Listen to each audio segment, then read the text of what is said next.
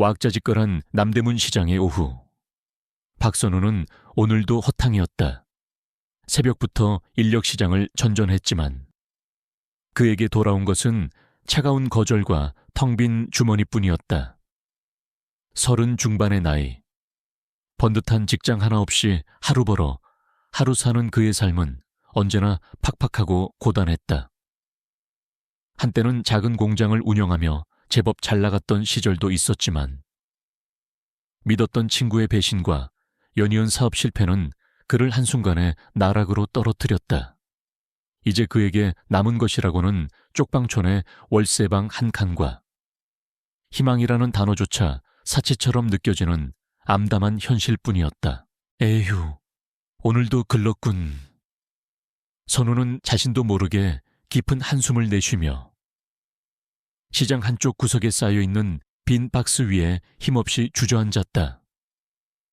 배에서는 꼬르륵 소리가 요란하게 울렸지만 주머니에는 라면 한 봉지 살 돈조차 없었다. 그는 멍하니 오가는 사람들의 행렬을 바라보았다. 모두들 어딘가 바쁘게 움직이고 있었고 그들의 얼굴에는 삶의 활기와 고단함이 교차하고 있었다. 오직 자신만이 이 거대한 도시 속에서 길을 잃은 섬처럼 외롭고 초라하게 느껴졌다. 바로 그때였다. 그의 시선이 시장 입구 쪽 과일 가게 앞에서 울고 있는 작은 여자아이 하나에게 멈췄다.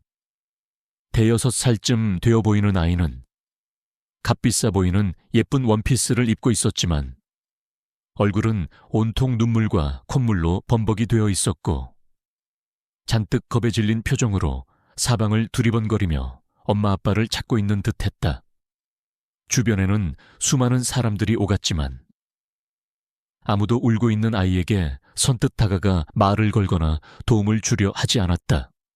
마치 아이가 투명인간이라도 되는 것처럼 선우는 순간 망설였다. 자신의 처지도 비참한데 남의 일에 끼어들 여유가 있을까? 하지만 아이의 그 절박하고 애처로운 울음소리는 그의 메마른 가슴 한 구석을 아프게 파고들었다. 그는 자신도 모르게 자리에서 일어나 아이에게로 다가갔다. 얘야, 왜 울고 있니? 엄마 아빠 잃어버렸어. 선우가 최대한 부드러운 목소리로 아이에게 말을 걸었다. 아이는 갑작스러운 그의 등장에 화들짝 놀라 울음을 뚝 그치고 커다란 눈망울 가득 경계심을 담은 차에 그를 올려다보았다. 아이의 눈은 퉁퉁 부어 있었고 입술은 파랗게 질려 있었다. 괜찮아. 아저씨는 나쁜 사람 아니야. 혹시 엄마 아빠 이름이나 연락처, 아니 선우는 아이의 눈높이에 맞춰 쪼그리고 앉아. 다시 한번 다정하게 물었다. 아이는 잠시 망설이는 듯하더니 이내 다시 울음을 터뜨리며 말했다. 흐어엉. 엄마? 아빠. 잃어버렸어요. 여기가 어딘지 모르겠어요. 아이의 목소리는 너무나도 작고 가냘팠지만 그 안에 담긴 공포와 절망감은 충분히 전달되고도 남았다. 선우는 아이의 등을 가만히 토닥여주며 주위를 둘러보았다. 혹시라도 아이를 찾고 있는 부모가 근처에 있을지도 모른다는 생각에서였다. 하지만 시장 안은 여전히 복잡했고 아이에게 관심을 보이는 사람은 아무도 없었다. 일단 울지 말고 아저씨랑 같이 엄마 아빠 찾아보자. 응, 내 이름이 뭐니? 선우가 아이를 안심시키려 애썼지만 아이는 여전히 울음을 그치지 못하고 그의 옷자락만 꼭 붙잡고 있었다. 그때 아이의 작은 주머니에서 알록달록한 사탕 하나가 바닥으로 떨어졌다. 선우는 무심코 그 사탕을 주워 아이에게 건네주려다 사탕 포장지에 아주 작게 적힌 글씨를 발견했다. 아린 유치원, 김아린, 혹시 내 이름이 아린이니 선우의 말에 아이가 울음을 그치고 고개를 끄덕였다. 그래, 아린아, 이제 걱정하지 마. 아저씨가 우리 아린이 엄마 아빠 꼭 찾아줄게. 그러니까 뚝 그치고 아저씨 손 꼭 잡아. 선우는 아린의 작은 손을 잡고 자리에서 일어섰다.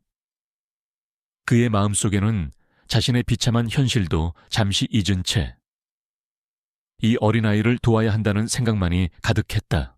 그는 먼저 시장 관리사무소에 찾아가 아이를 잃어버렸다는 방송을 요청했지만 돌아오는 것은 귀찮다는 듯한 직원의 냉담한 반응뿐이었다. 그는 포기하지 않고 아린이의 손을 잡고 시장 구석구석을 직접 돌아다니며 아이의 부모를 찾아 나섰다. 하지만 넓고 복잡한 시장 안에서 아이의 부모를 찾는 것은 모래사장에서 바늘 찾기나 다름없었다. 시간은 빠르게 흘러갔고 어느덧 해가 뉘엿뉘엿 넘어가기 시작했다. 아린이는 지쳤는지 선우의 품에 안겨 잠이 들어 있었고 선우 역시 온종일 굶은 탓에 기진맥진한 상태였다. 그는 더 이상 이렇게 아이를 데리고 거리를 헤맬 수만은 없다고 판단했다. 그는 마지막으로 파출소에 한번 가보기로 결심했다. 파출소 안은 한산했다. 젊은 순경 한 명이 당직을 서고 있었는데 그는 선우와 아린이의 행사액을 보더니 다소 미심쩍은 눈빛으로 그들을 맞이했다. 선우는 최대한 침착하게 자초지종을 설명하고 도움을 요청했지만 순경의 반응은 시장 관리사무소 직원과 별반 다르지 않았다.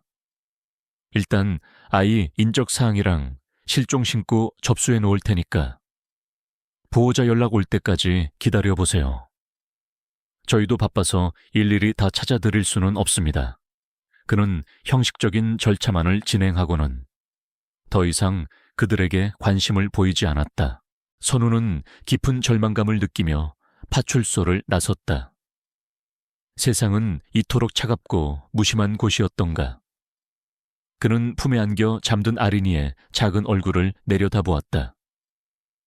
아이의 얼굴에는 아직도 눈물 자국이 선명했고 입술은 불안한 듯 가늘게 떨리고 있었다. 그는 이 아이를 결코 혼자 둘 수 없다고 생각했다. 설령 자신이 조금 더 힘들어진다 해도 그는 아린이를 자신의 등에 업고 익숙한 쪽방촌 골목길로 향했다. 그의 작은 월세방은 비록 누추하고 비좁았지만 적어도 이 차가운 밤거리보다는 따뜻하고 안전할 터였다. 그는 오늘 밤 이 길 잃은 작은 아이에게 자신의 유일한 안식처를 내어주기로 결심한 것이었다. 그의 고단한 삶에 예고 없이 찾아온 작은 아이. 그 만남이 앞으로 그의 인생을 어떻게 바꾸어 놓을지는 그때는 아무도 알지 못했다. 박선우의 작은 쪽방은 한때 잘 나가던 시절 그가 살던 넓고 화려한 아파트와는 비교할 수도 없을 만큼 초라하고 비좁았다. 방 안에는 낡은 이불 한 채와 작은 밥상, 그리고 그의 얼마 안 되는 옷가지들이 전부였지만 그래도 차가운 밤거리보다는 훨씬 더 아늑하고 안전한 공간이었다. 선우는 먼저 아린이의 젖은 옷을 벗기고 자신의 얼마 안 되는 깨끗한 옷 중에서 가장 작은 티셔츠와 바지를 찾아 아이에게 입혔다. 그리고는 따뜻한 물수건으로 아이의 얼굴과 손발을 정성스럽게 닦아주었다. 아린이는 여전히 겁에 질려 있었지만 선우의 그런 따뜻한 손길에 조금씩 경계심을 풀고 그를 바라보기 시작했다. 아이의 커다란 눈망울에는 아직도 두려움과 불안감이 가득했지만 동시에 자신을 구해준 이 낯선 아저씨에 대한 아주 작은 호기심 같은 것도 엿보였다.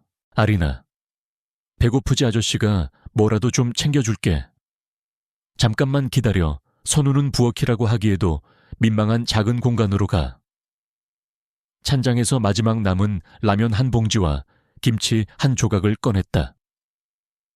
그는 그것으로 뜨거운 라면을 끓여 아린이 앞에 내밀었다. 변변치 않은 음식이었지만 지금 그가 아이에게 해줄 수 있는 최선이었다. 아린이는 처음에는 망설이는 듯했지만 이내 참을 수 없는 허기를 느꼈는지 아주 조심스럽게 라면을 먹기 시작했다. 아이는 며칠을 굶었는지 개 눈 감추듯 라면 한 그릇을 뚝딱 비워냈다. 그리고는 만족스러운 표정으로 선우를 바라보며 아주 작은 목소리로 말했다. 아저씨, 맛있어요. 고맙습니다. 그것은 아린이가 선우에게 건넨 첫 마디였다. 선우는 그런 아린이의 모습에 자신도 모르게 미소를 지었다. 그리고는 아이의 머리를 부드럽게 쓰다듬어주며 물었다. 그래, 아린아, 이제 좀 괜찮아졌니 혹시? 아빠 이름이나 어디 사는지 기억나는 거 있니? 아저씨가 우리 아린이 꼭 아빠한테 데려다 줄게. 아린이는 잠시 생각에 잠기더니 아주 작은 목소리로 대답했다. 우리 아빠 이름은 김태진이에요. 그리고 우리 집은 아주 높은 건물에 있어요. 창문도 아주 많고 반짝반짝 빛나요. 아빠 회사도 아주 높은 건물인데 아빠는 거기서 제일 높은 사람이래요. 맨날 바빠요. 아이의 설명은 너무나도 막연하고 두루뭉술했지만 선우는 그 속에서 몇 가지 중요한 단서들을 찾아낼 수 있었다. 아린이의 아버지는 김태진이라는 이름을 가졌고 아주 높은 빌딩에서 일하는 아마도 꽤나 부유하고 지위가 높은 사람일 가능성이 높았다. 그렇구나. 우리 아린이 아빠는 아주 대단한 분이시네. 선우는 애써 밝게 웃으며 말했다. 그럼 이제 걱정하지 마. 아저씨가 내일 아린이 아빠 꼭 찾아줄 테니까. 오늘은 여기서 편안하게 자렴. 그는 아린이를 자신의 낡은 이불 속에 눕히고 아이가 잠들 때까지 등을 가만히 토닥여 주었다. 아린이는 금세 깊은 잠에 빠져들었고 잠든 아이의 얼굴은 그제야 평온해 보였다. 하지만 선우는 잠을 이룰 수 없었다. 그의 머릿속은 온통 아린이와 그녀의 아버지에 대한 생각으로 가득 차 있었다. 과연 내일 아침 자신이 이 작은 아이의 아버지를 찾아줄 수 있을까? 만약 찾지 못한다면 이 아이는 어떻게 되는 것일까? 그는 자신의 무력함과 가난한 현실 앞에서 깊은 한숨을 내쉴 수밖에 없었다. 그는 잠시 망설였다. 지금이라도 아린이를 데리고 다시 큰 경찰서로 가야 할까? 아니면 아동보호센터 같은 곳에 연락을 해야 할까? 하지만 그의 뇌리에서는 어제 파출소에서 겪었던 그 차가운 냉대와 무관심이 떠나지 않았다. 그리고 무엇보다 아린이가 그토록 두려워하며 숨기려 하는 과거 속에 어쩌면 아이를 다시 위험에 빠뜨릴지도 모르는 무언가가 있을지도 모른다는 불안감을 떨쳐버릴 수 없었다. 그래, 일단 내 힘으로 한번 해보는 거야. 저렇게 착하고 예쁜 아이를 내가 어떻게든 지켜줘야지. 선우는 굳게 결심했다. 비록 자신은 가진 것 하나 없는 초라한 신세였지만 이 작은 아이만큼은 자신이 책임지고 보호해주고 싶었다. 세상 풍파 속에서 그가 내민 따뜻한 손길이 어쩌면 이 아이의 인생을 바꿀 수도 있을 것이라는 아주 작은 희망을 품고서였다. 다음 날 아침 선우는 아린이를 데리고 무작정 거리로 나섰다. 그의 계획은 단순했다. 아린이가 기억하는 아주 높고 반짝이는 건물들을 찾아다니며 김태진이라는 이름을 가진 사람을 수소문해보는 것이었다. 물론 그것은 서울이라는 거대한 도시에서 사막에서 바늘 찾기나 다름없는 무모한 일이었지만 그에게는 다른 방법이 없었다. 그들은 하루 종일 서울 시내를 헤매고 다녔다. 아린이는 처음에는 신기한 도시 풍경에 잠시 활기를 되찾는 듯 했지만 시간이 흐를수록 지쳐갔고 아빠를 찾지 못할지도 모른다는 불안감에 다시 눈물을 글썽이기 시작했다. 선우 역시 마찬가지였다. 그는 수많은 빌딩과 회사들을 찾아다니며 김태진이라는 이름을 물었지만 돌아오는 것은 차가운 거절과 무관심뿐이었다. 해가 저물 무렵 그들은 지친 몸을 이끌고 한강변 공원 벤치에 주저앉았다. 아린이는 선우의 무릎에 기대어 깊은 잠에 빠져 있었고 선우는 그런 아이의 작은 얼굴을 내려다보며 깊은 한숨을 내쉬었다. 역시 자신 같은 사람에게는 불가능한 일이었을까. 그때 아린이가 잠꼬대처럼 중얼거렸다. 아빠, TJ그룹, 보고 싶어요. TJ그룹. 선우는 자신도 모르게 되뇌었다. TJ그룹이라면 대한민국에서 모르는 사람이 없는 초일류 대기업이 아니던가. 설마 아린이의 아버지가. 그는 떨리는 손으로 자신의 낡은 휴대폰을 꺼내 인터넷 검색창에 TJ그룹 회장이라고 입력했다. 그리고 화면에 떠오른 사진과 이름을 확인하는 순간 그는 그 자리에 얼어붙고 말았다. TJ그룹 회장 김태진, 그리고 그의 옆에는 바로 어제 시장에서 울고 있던 그 작은 아이. 김아린의 모습이 환하게 웃고 있었다. 박선우는 자신의 낡은 휴대폰 화면에 떠있는 TJ그룹 김태진 회장과 그의 딸 김아린의 사진을 몇 번이고 확인하고 또 확인했다. 믿을 수 없는 현실이었다. 어제 시장 한복판에서 울고 있던 그 작고 초라한 아이가 대한민국에서 모르는 사람이 없는 거대기업 TJ그룹 회장의 외동딸이라니. 그는 마치 아주 질 나쁜 꿈이라도 꾸고 있는 듯한 기분이었다. 그의 머릿속은 순식간에 수만 가지 생각들로 복잡하게 뒤엉켰다. 어떻게 이런 일이 있을 수 있지? 그렇게 대단한 집안의 아이가 왜 혼자 길을 잃고 헤매고 있었던 걸까? 그리고 이제 자신은 어떻게 해야 하는 거지? 이 아이를 그냥 가까운 경찰서에 데려다 주면 되는 걸까? 아니면 TJ그룹 본사로 직접 찾아가야 하는 걸까? 그는 자신의 초라한 행색과 아린이의 순진무구한 얼굴을 번갈아 바라보며 깊은 한숨을 내쉬었다. 선우는 먼저 아린이를 깨끗하게 씻기고 어제 급하게 사왔던 옷 중에서 가장 단정해 보이는 것으로 갈아입혔다. 그리고는 자신 역시 며칠 만에 처음으로 면도를 하고 가장 깨끗한 옷으로 갈아입었다. 비록 여전히 남루한 행색이었지만 적어도 더 이상 노숙자나 불황아처럼 보이지는 않으려 애썼다. 아린아, 이제 아빠 만나러 갈 거야. 아저씨가 꼭 아빠한테 데려다 줄게. 그러니까 조금만 더 힘내자. 응, 선우의 말에. 아린이는 고개를 끄덕이며 그의 손을 꼭 잡았다. 아이는 여전히 아빠의 정확한 회사 이름이나 집 주소를 기억하지 못했지만 TJ그룹이라는 단어와 함께 선우가 보여준 인터넷 사진 속 아빠의 모습을 보고는 희미하게나마 안도감을 느끼는 듯했다. 선우는 아린이의 손을 잡고 먼저 집 근처의 가장 큰 경찰서 민원실을 찾아갔다.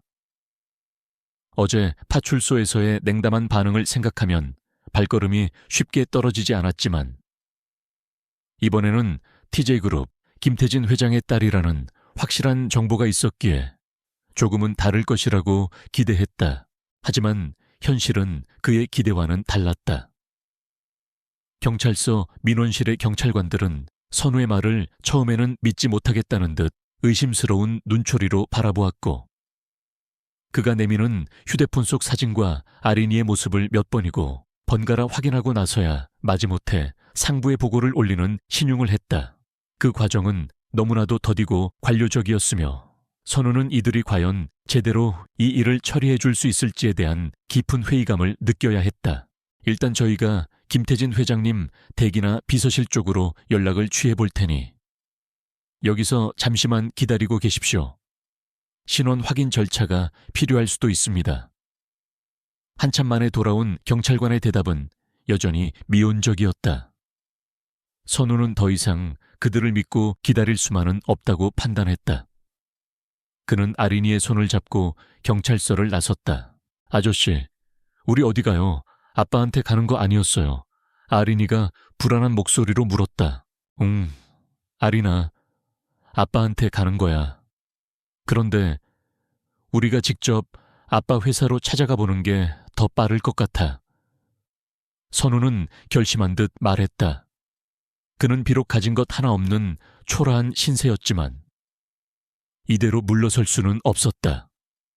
어떻게든 이 아이를 안전하게 아빠 품으로 돌려보내야만 했다. TJ그룹 본사 건물은 서울의 중심가.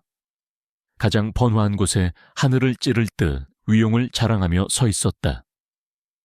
건물 전체가 반짝이는 유리로 뒤덮여 있었고 로비 안은 최고급 대리석과 예술 작품들로 화려하게 장식되어 있었다.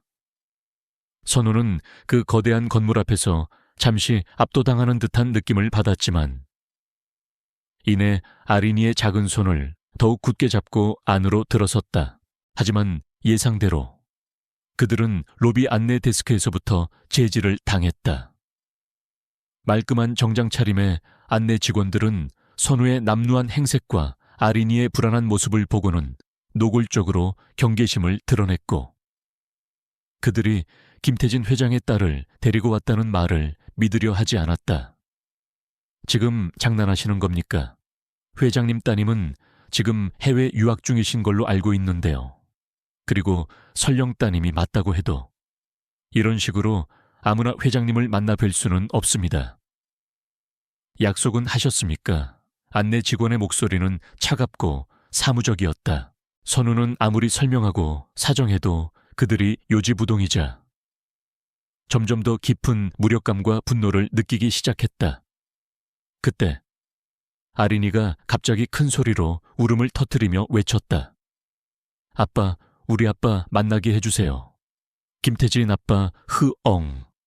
아이의 절규에 가까운 울음소리가 넓은 로비 전체에 울려 퍼졌고 주변에 있던 모든 사람들의 시선이 일제히 그들에게로 쏠렸다. 안내 직원들은 당황하여 어쩔 줄 몰라 했고 로비에 있던 보안 요원 몇 명이 재빨리 그들에게 다가와 그들을 밖으로 끌어내려 했다.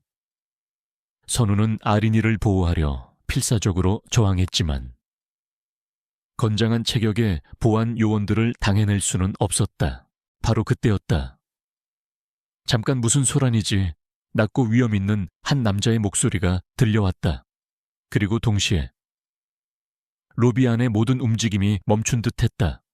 목소리의 주인공은 바로 방금 전용 엘리베이터에서 내린 TJ그룹의 부회장이자 김태진 회장의 오랜 신복인 윤덕수 부회장이었다. 그는 수행원 몇 명을 거느리고 있었고 그의 날카로운 눈빛은 선우와 아린 그리고 보안 요원들을 차례로 훑어보고 있었다.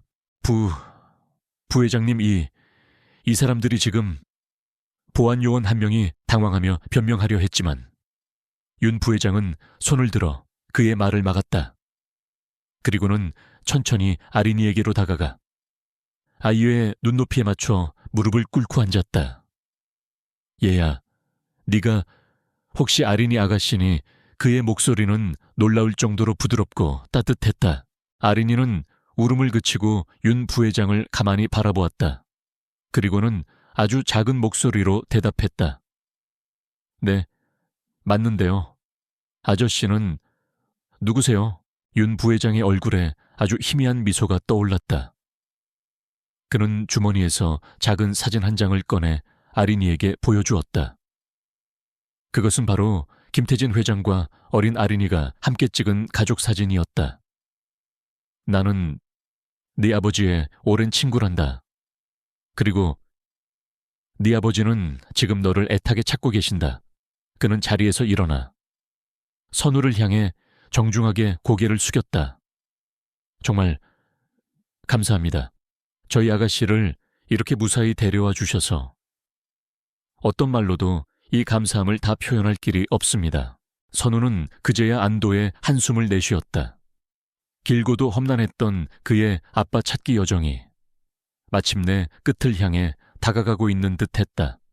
하지만 그는 아직 알지 못했다. 이 만남이 그의 평범했던 인생을 송두리째 바꾸어 놓을 거대한 운명의 시작이었음을, 그리고 그 운명의 끝에는 상상조차 할 수 없는 엄청난 충격과 반전이 그를 기다리고 있다는 것을.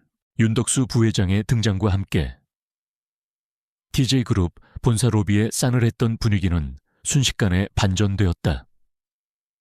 조금 전까지만 해도 박선우와 김아린을 벌레 보듯 하던 안내 직원들과 보안 요원들은 윤 부회장이 아린이를 아가씨라고 부르며 친근하게 대하는 모습에 당황한 기색을 감추지 못했다. 그들은 윤 부회장의 지시에 따라 황급히 선우와 아린을 VIP 고객들을 위한 응접실로 안내했다. 응접실은 선우가 평생 구경조차 해본 적 없는 최고급 가구들과 예술 작품들로 화려하게 장식되어 있었다. 통유리창 너머로는 서울 시내의 풍경이 한눈에 내려다 보였고, 테이블 위에는 보기에도 값비싸 보이는 다과와 음료들이 정갈하게 준비되어 있었다. 선우는 마치 다른 세상에라도 온 듯한 기분에 어리둥절했지만, 아린이는 그런 낯선 환경에도 아랑곳하지 않고 윤 부회장의 손을 잡고 제잘거리기 시작했다. 아저씨, 우리 아빠는요, 아빠 지금 어디 계세요? 저 아빠 빨리 보고 싶은데. 아이의 목소리에는 아빠를 향한 간절한 그리움이 가득했다. 아가씨, 회장님께서는 지금 아주 중요한 회의 중이시란다. 하지만 아가씨가 무사히 돌아왔다는 소식을 들으시면 아마 모든 일을 제쳐두고 한달음에 달려오실 게다. 그러니 조금만 참고 기다리렴. 내가 다시 한번 연락해 보마. 윤 부회장은 부드러운 미소와 함께 아린이를 안심시키고는 비서에게 무언가를 지시했다. 잠시 후 비서가 아린이를 위해 따뜻한 코코아와 맛있는 쿠키들을 가져다 주었다. 아린이는 그제야 긴장이 풀렸는지 맛있게 코코아를 마시며 윤 부회장과 이런저런 이야기를 나누기 시작했다. 선우는 그런 아린이의 모습을 흐뭇하게 바라보면서도 한편으로는 점점 더 커져가는 불안감과 위압감을 느껴야 했다. 자신이 지금 상대하고 있는 사람들이 과연 어떤 존재들인지 가늠조차 하기 어려웠기 때문이었다.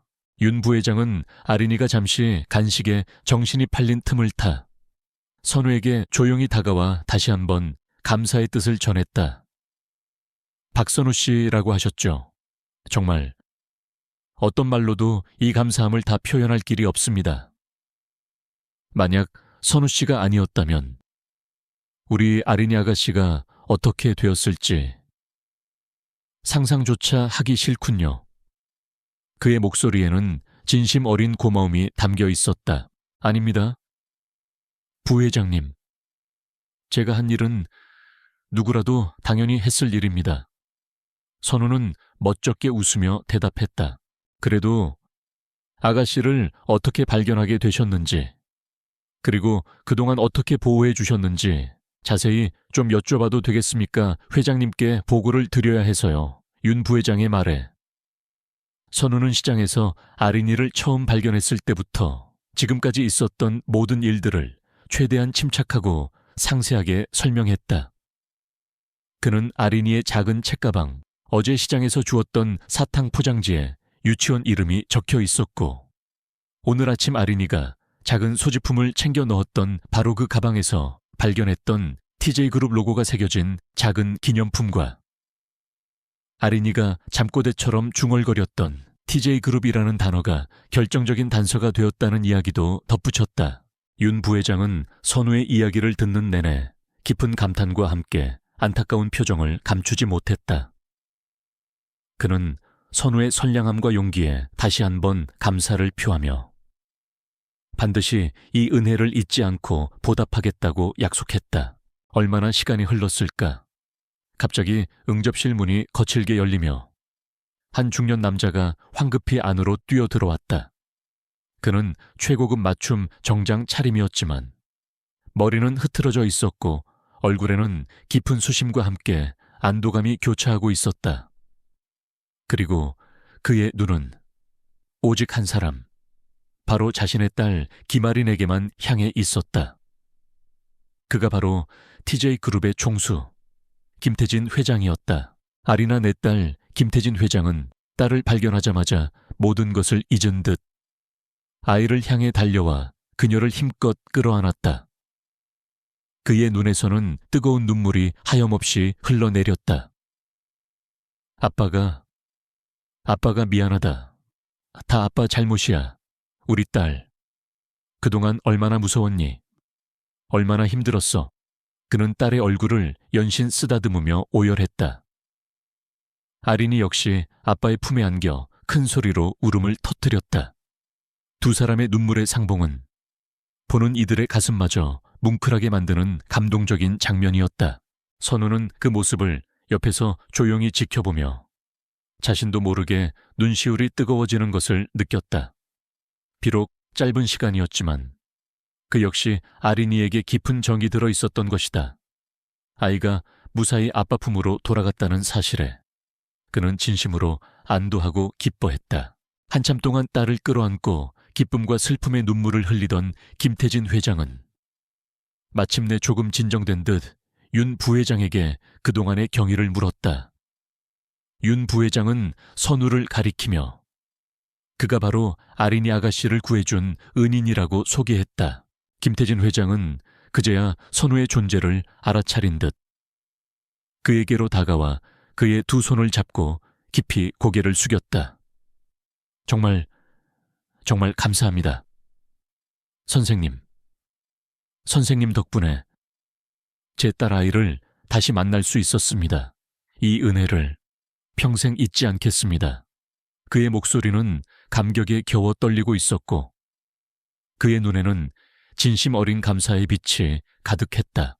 선우는 그런 김 회장의 모습에 어쩔 줄을 몰라 하며 당황했다. 그는 자신이 그저 한 아이를 도왔을 뿐인데 이렇게까지 엄청난 감사를 받을 줄은 전혀 예상하지 못했기 때문이었다.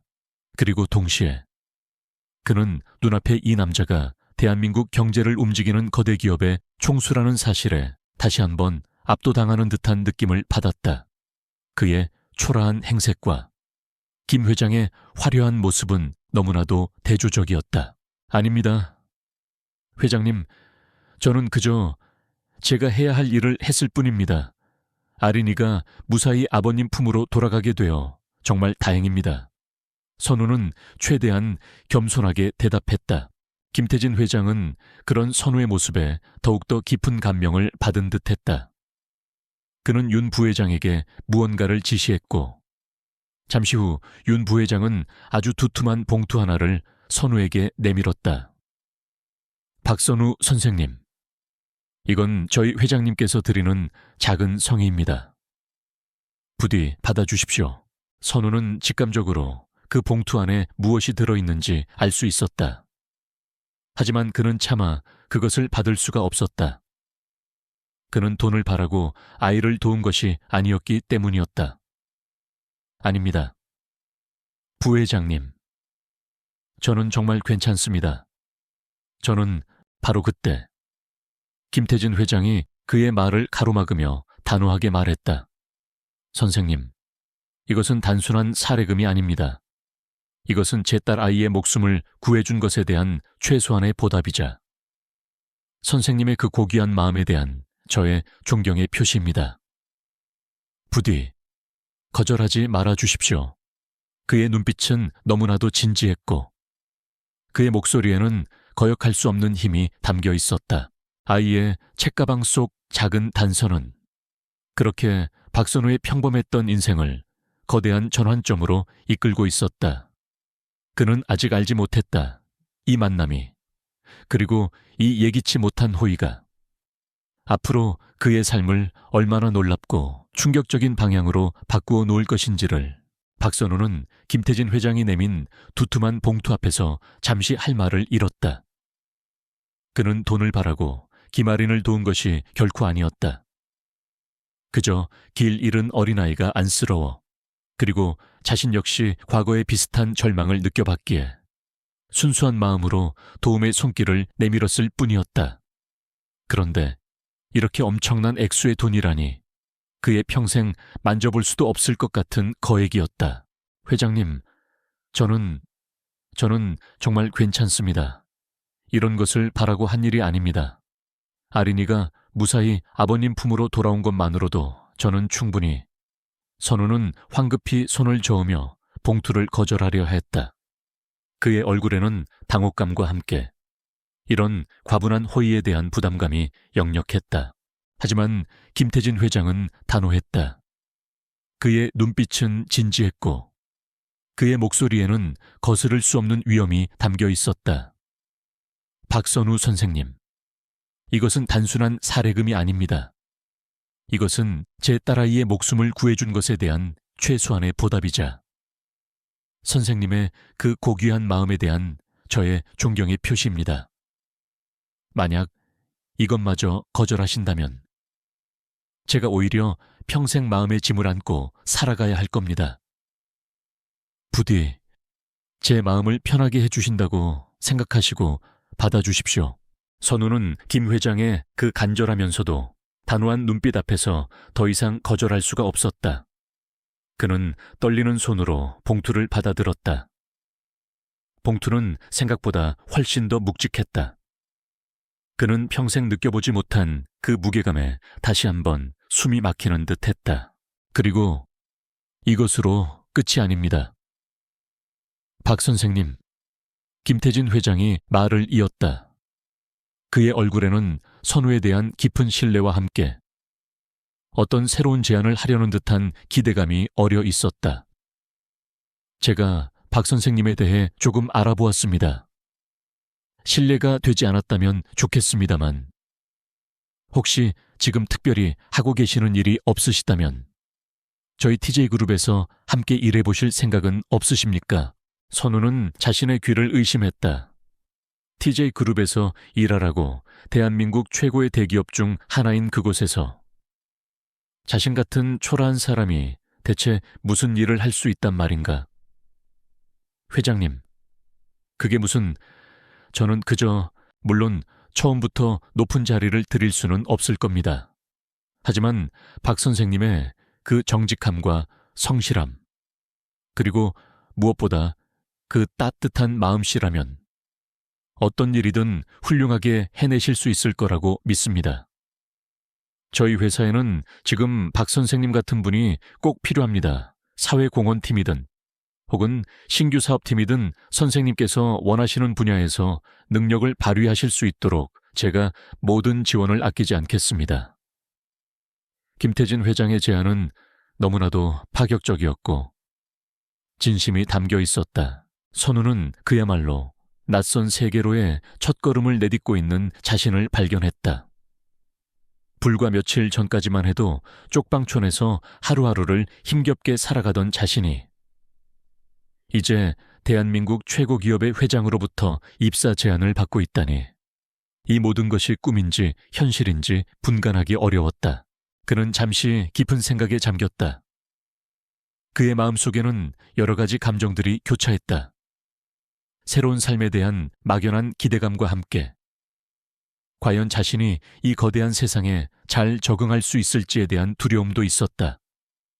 하지만 그의 뇌리에는 자신을 향해 환하게 웃던 아린이의 그 순수한 얼굴과 자신에게 진심 어린 감사를 표하던 김태진 회장의 그 진지한 눈빛이 떠나지 않았다. 그래, 한번 해보는 거야. 나 같은 놈에게도 이런 기회가 주어지다니. 어쩌면 이것이 하늘이 내게 주신 마지막 기회일지도 몰라. 그는 마침내 결심한 듯 굳은 표정으로 김태진 회장을 바라보았다. 회장님, 과분한 제안에 정말 몸둘 바를 모르겠습니다.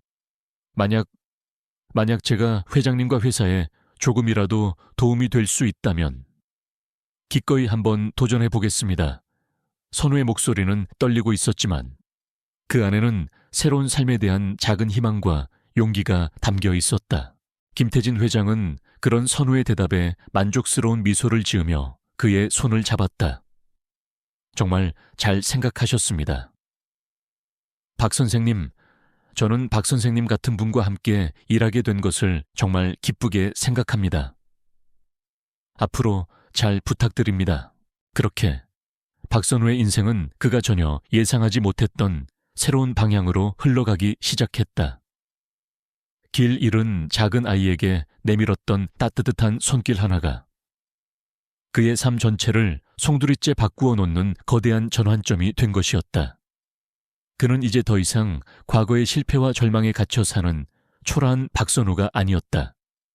그는 새로운 꿈과 희망을 향해 나아가는, 그리고 어쩌면 세상을 조금이나마 더 따뜻하게 만들 수 있는 가능성을 가진 그런 존재로 다시 태어나고 있었다.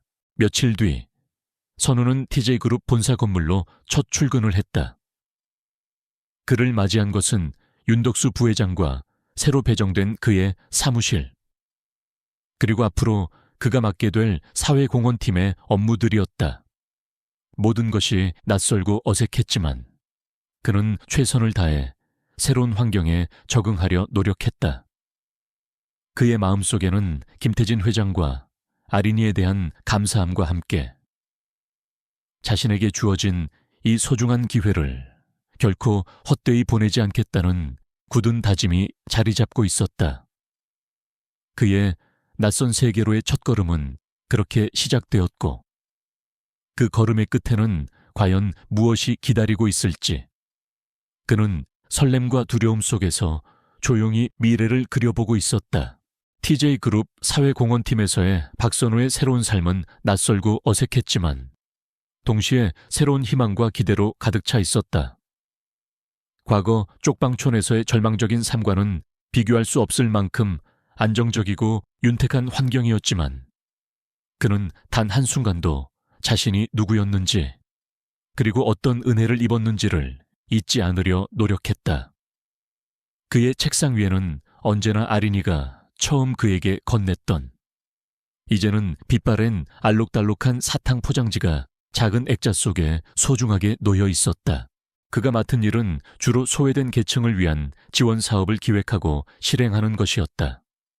과거 자신이 직접 겪었던 어려움과 아픔이 있었기에 그는 그 누구보다도 진심으로 그들의 입장을 이해하고 공감하며 일에 매진했다. 그의 따뜻한 마음과 성실한 태도는 동료들에게도 좋은 귀감이 되었고, 그는 짧은 시간 안에 팀 내에서 없어서는 안 될 중요한 존재로 자리매김했다. 김태진 회장과 아린이와의 인연도 계속 이어졌다. 김 회장은 종종 선우를 자신의 집무실로 불러 식사를 함께하며 회사 일에 대한 조언을 구하거나 인생 이야기를 나누기도 했다. 그는 선우의 순수하고 정직한 성품을 높이 평가했고, 그를 단순한 직원이 아닌 마음을 터놓을 수 있는 친구처럼 대했다. 아린이 역시 주말이면 선우를 찾아와 함께 시간을 보내곤 했다. 아이는 여전히 선우를 키다리 아저씨라고 부르며 따랐고, 선우는 그런 아린이를 보며 세상 모든 시름을 잊는 듯한 행복감을 느끼곤 했다. 모든 것이 순조롭게 흘러가는 듯했다. 하지만 선우의 마음 한구석에는 여전히 과거의 그림자가 남아있었다. 특히 자신을 배신하고 모든 것을 빼앗아갔던 옛 친구이자 동업자였던 서진철에 대한 기억은 때때로 그를 깊은 분노와 무력감에 빠뜨리곤 했다. 서진철은 선우의 공장을 빼앗고 그를 길거리로 내몬 후 그 돈으로 호화로운 생활을 하며 여전히 사업가 행세를 하고 있다는 소식을 간간히 전해 듣고 있었다. 그러던 어느 날 TJ그룹에서 주최하는 대규모 자선 행사가 열렸다. 사회공헌팀의 일원이었던 선우 역시 행사장 한쪽에서 바쁘게 손님들을 맞이하고 있었다. 수많은 정재계 인사들과 유명 연예인들이 참석한 화려한 행사였다. 선우는 그런 낯선 풍경에 어색함을 느끼면서도 묵묵히 자신의 소임을 다하고 있었다. 바로 그때였다. 그의 눈에 아주 익숙하면서도 동시에 다시는 마주치고 싶지 않았던 한 남자의 모습이 들어왔다. 바로 서진철이었다. 그는 값비싼 양복을 차려입고 주변 사람들과 웃으며 이야기를 나누고 있었지만 그의 눈빛에서는 여전히 과거의 그 교활하고 탐욕스러운 기운이 느껴졌다. 선우는 순간 숨이 멎는 듯한 충격을 받았다. 어떻게 저 인간이 이런 자리에. 서진철 역시 선우를 발견하고는 잠시 놀란 듯했지만 이내 비웃음과 함께 그에게 다가왔다. 아니, 이게 누구신가? 박선우 사장 아니신가? 이런 데서 다 만나네. 그동안 어떻게 지냈나? 아직도 쪽방촌에서 라면으로 끼니를 때우고 있나? 아니면 혹시 운 좋게 어디 건물 경비 자리라도 구했나? 그의 말투에는 노골적인 조롱과 경멸이 담겨 있었다. 선우는 치밀어 오르는 분노를 간신히 억눌렀다.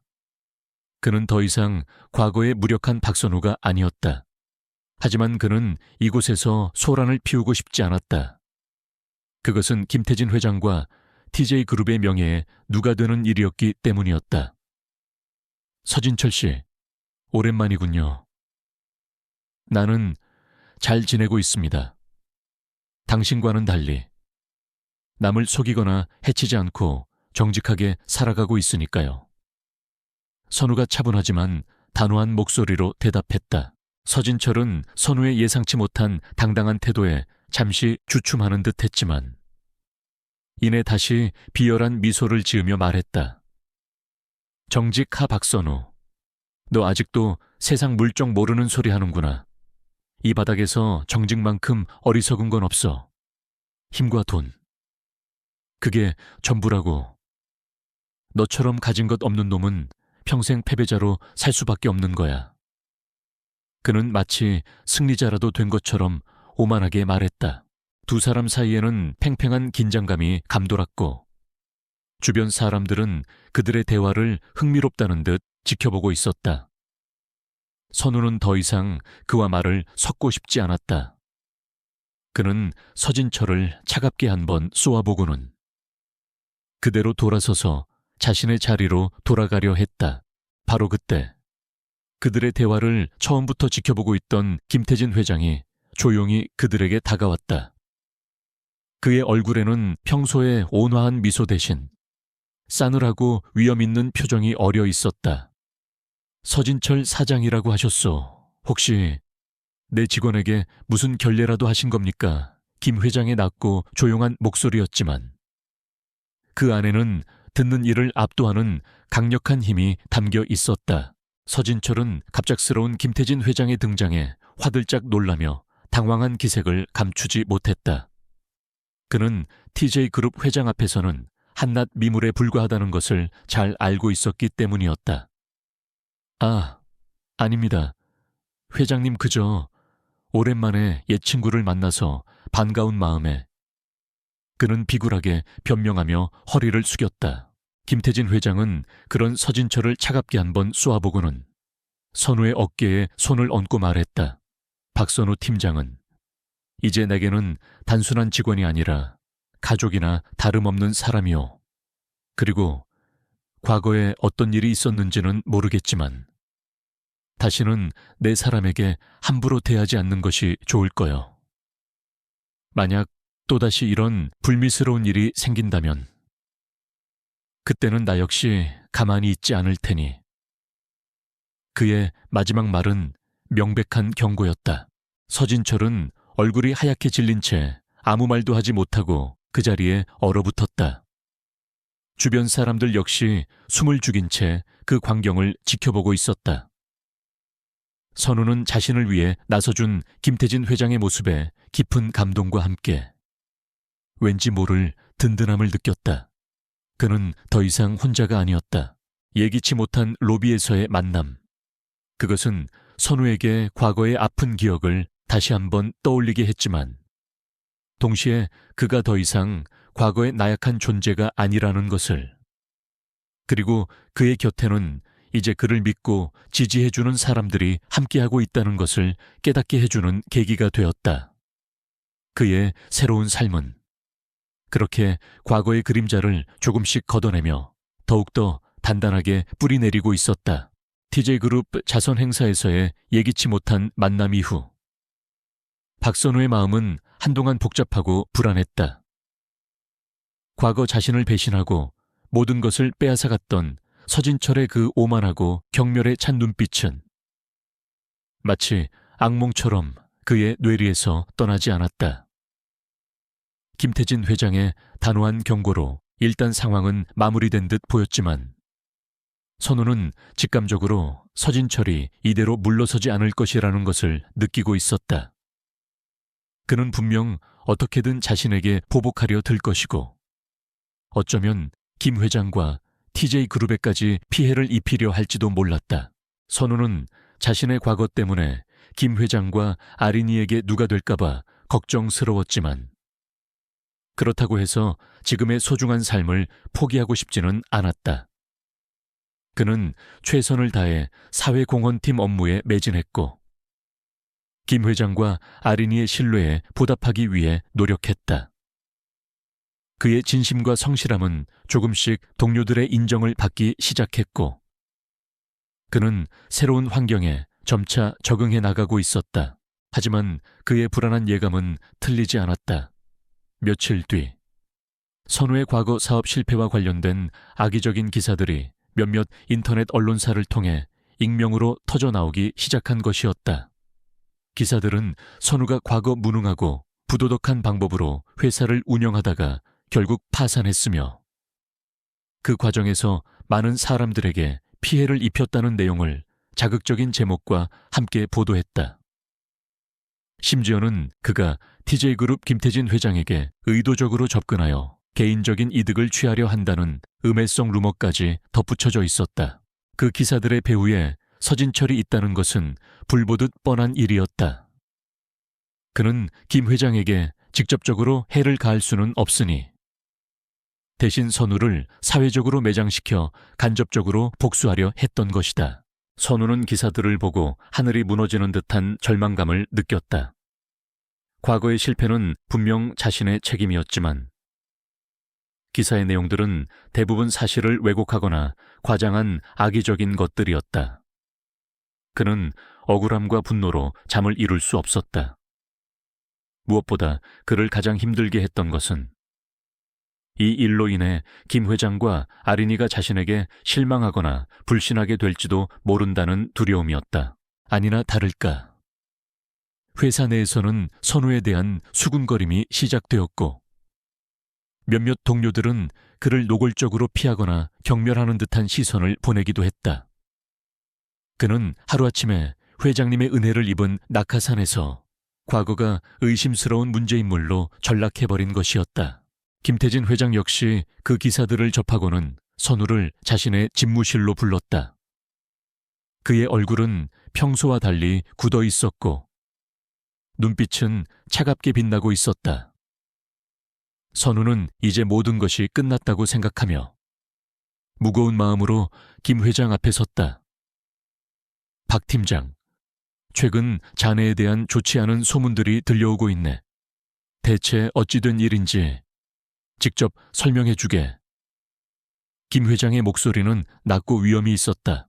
선우는 마른 침을 삼키고 떨리는 목소리로 자신의 과거에 대해 솔직하게 털어놓기 시작했다. 사업 실패의 과정, 친구의 배신, 그리고 그로 인해 겪어야 했던 절망과 고통의 시간들까지. 그는 어떤 변명이나 자기 합리화도 하지 않았다. 그저 담담하게 그리고 진솔하게 자신의 과오와 상처를 고백할 뿐이었다. 김태진 회장은 선우의 이야기를 끝까지 말없이 들어주었다.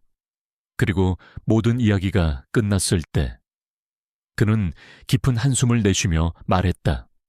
박 팀장, 자네의 과거가 어떠했든 나는 자네를 믿네. 내가 직접 겪고 확인한 박선우라는 사람은 결코 기사에 나오는 그런 부도덕하고 무능한 인물이 아니었으니까. 오히려 나는 그런 아픔과 시련을 겪고도 다시 일어서려 노력하는 자네의 용기와 정직함에 더 큰 신뢰를 느끼네. 선우는 김 회장의 말에 눈물을 글썽겼다. 그는 김 회장이 자신을 믿어줄 것이라고는 감히 상상조차 하지 못했었다. 하지만 이 일로 인해 회사와 회장님의 명예에 누가 될까봐 정말 죄송스럽습니다. 제가 모든 책임을 지고 회사에서 물러나겠습니다. 선우가 고개를 숙이며 말했다. 하지만 김 회장은 단호하게 고개를 저었다. 아니, 그럴 필요 없네. 자네는 아무 잘못도 하지 않았어.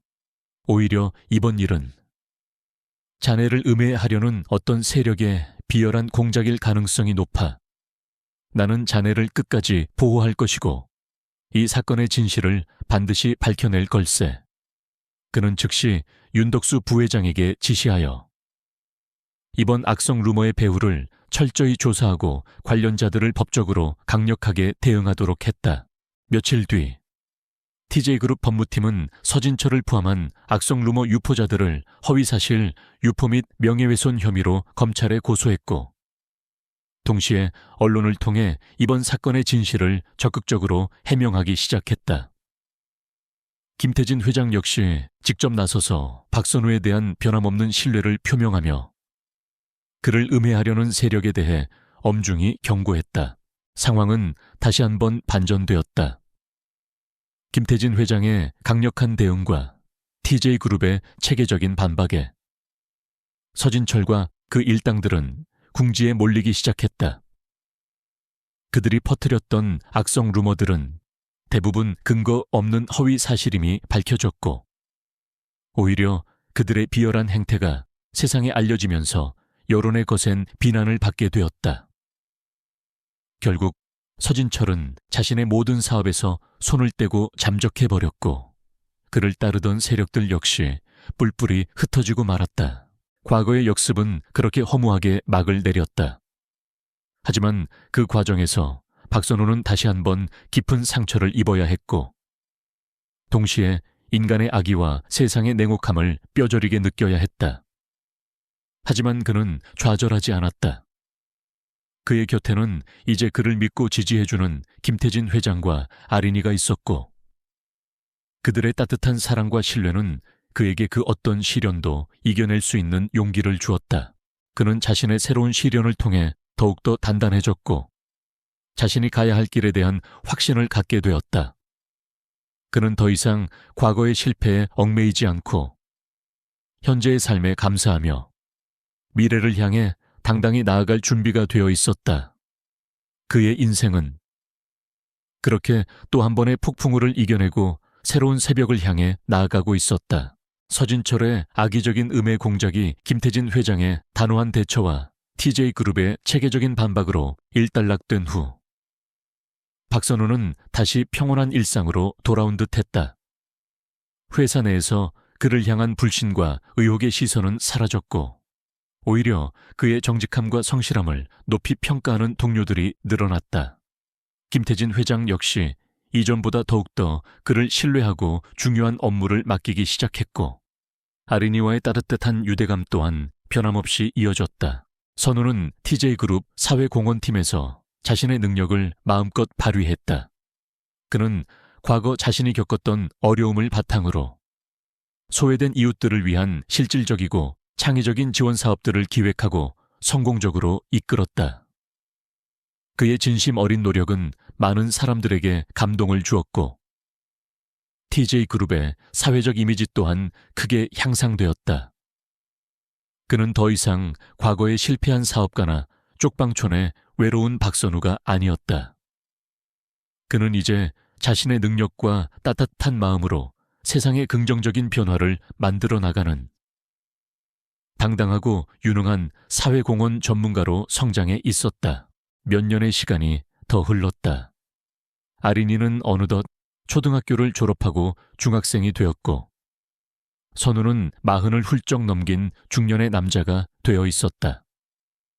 김태진 회장은 이제 고령으로 인해 건강이 예전 같지 않았지만 여전히 그룹의 중요한 결정에는 그의 영향력이 절대적이었다.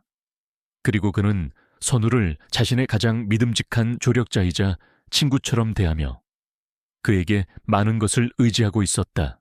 그러던 어느 날 김태진 회장은 선우를 자신의 개인 서재로 불렀다. 그의 얼굴에는 평소와 다른 아주 진지하고도 복잡한 표정이 어려 있었다.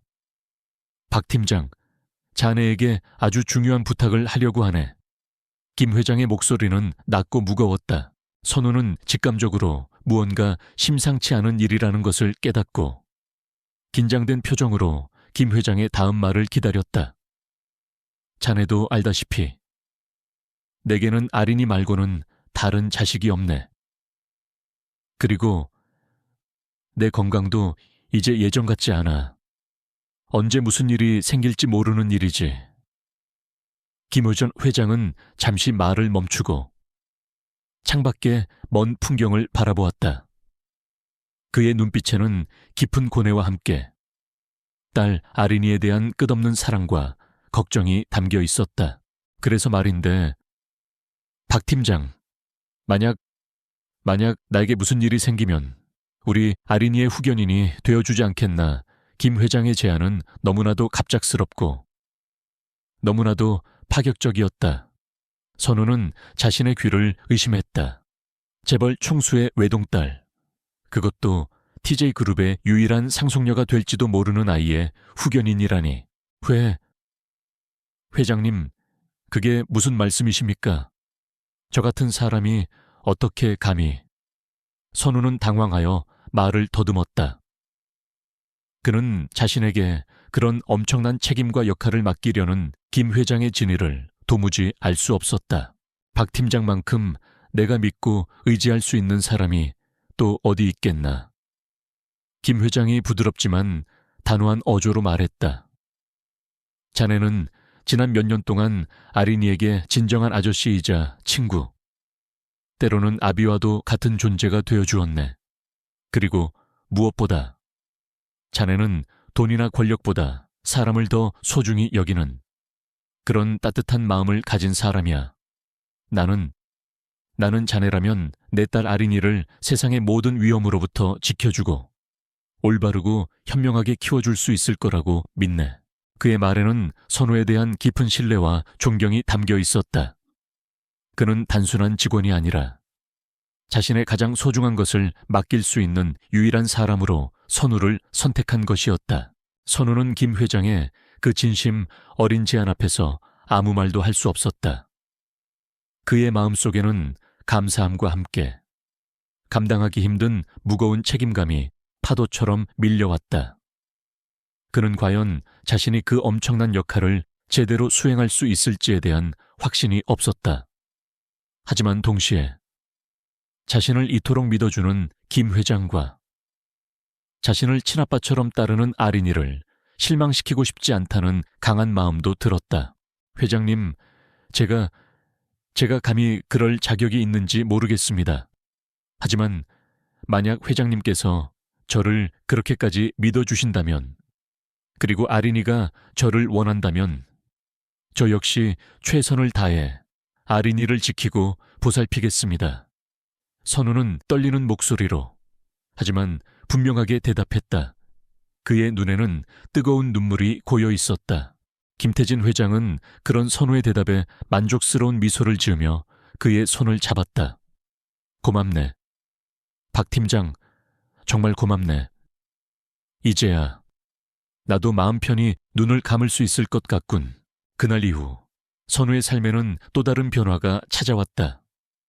그는 여전히 TJ그룹 사회공헌팀에서 일했지만 동시에 김아린의 법적 후견인으로서 그녀의 성장과 미래를 책임지는 중요한 역할을 맡게 되었다. 그는 아린이에게 좋은 아빠가 되어주지는 못하겠지만 적어도 세상에서 가장 든든하고 믿음직한 보호자이자 친구가 되어주고 싶었다.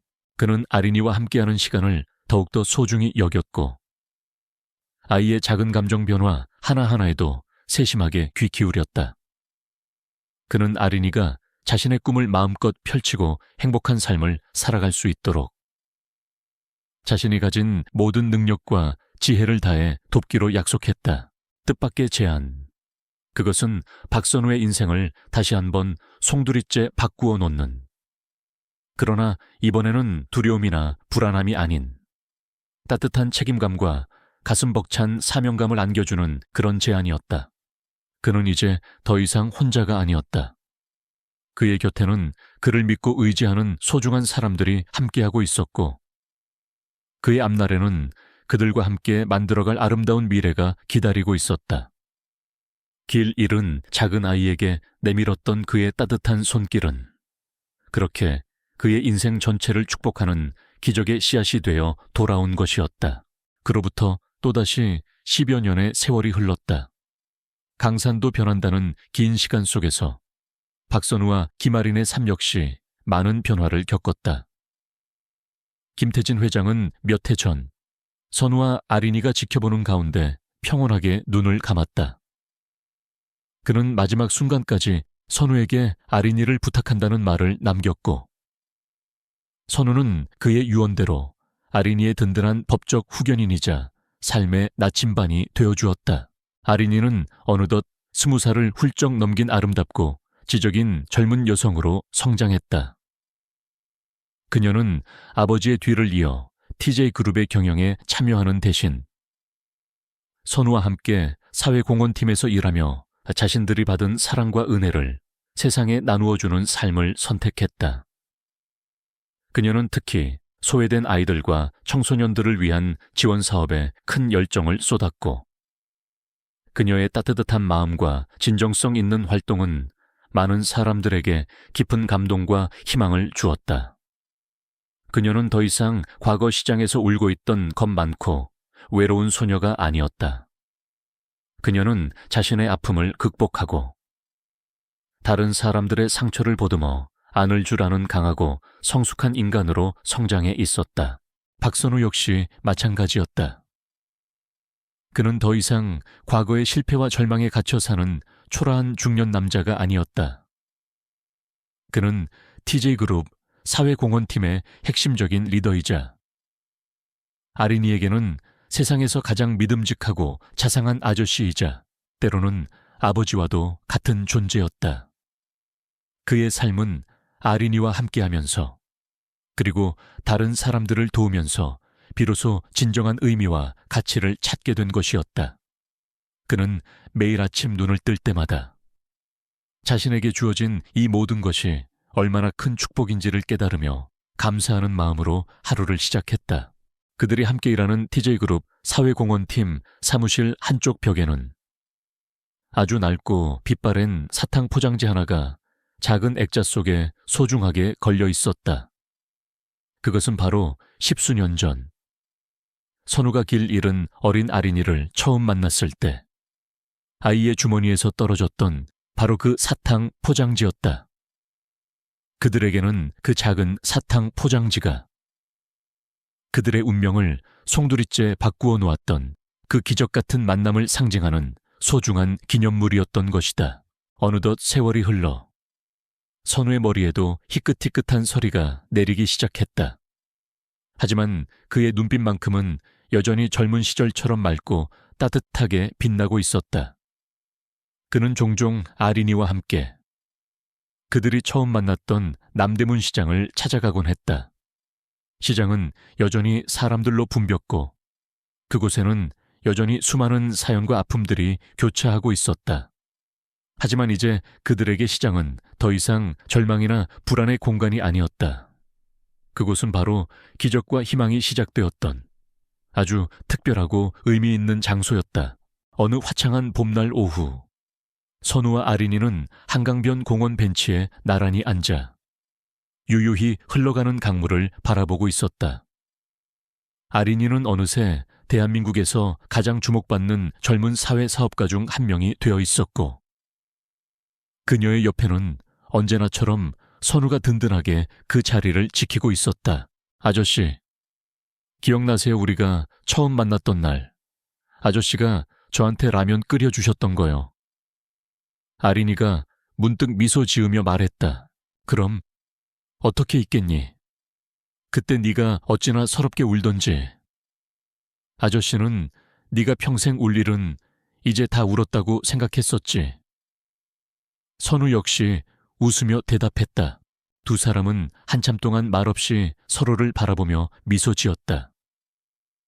그들의 눈빛 속에는 지난 세월 동안 함께 겪었던 수많은 기쁨과 슬픔, 그리고 그 모든 것을 이겨내고 마침내 함께 만들어낸 이 평화로운 현재에 대한 깊은 감사와 사랑이 담겨 있었다. 아저씨, 정말 고맙습니다.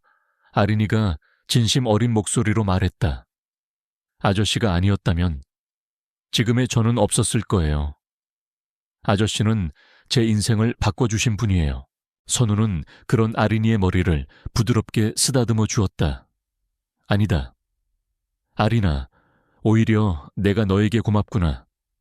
내 덕분에 나도 새로운 삶을 살 수 있게 되었으니까. 너는 나에게 세상 그 무엇과도 바꿀 수 없는 가장 소중한 선물이란다. 그의 말에 아린이의 눈가에 다시 한번 촉촉한 이슬이 맺혔다. 하지만 그것은 더 이상 슬픔의 눈물이 아니었다. 가슴 벅찬 행복과 감사, 그리고 앞으로 펼쳐질 그들의 아름다운 미래에 대한 희망의 눈물이었다. 길 잃은 작은 아이에게 내밀었던 한 남자의 따뜻한 손길. 그 작은 선행 하나가 만들어낸 기적 같은 이야기. 그들의 삶은 때로는 절망적이고 힘겨웠지만 결국에는 사랑과 희망이라는 이름으로 찬란하게 빛나고 있었다. 그리고 그 빛은 앞으로도 오랫동안 많은 사람들의 가슴 속에 따뜻한 울림을 전하며 이 세상 어딘가에서 또 다른 기적을 만들어낼 씨앗이 될 터였다. 인생의 전환점은 그렇게 예기치 않은 순간에 가장 순수하고 아름다운 모습으로 찾아오는 법이니까 그들의 이야기는 그렇게 끝나지 않을 것처럼 영원히 계속될 것이었다.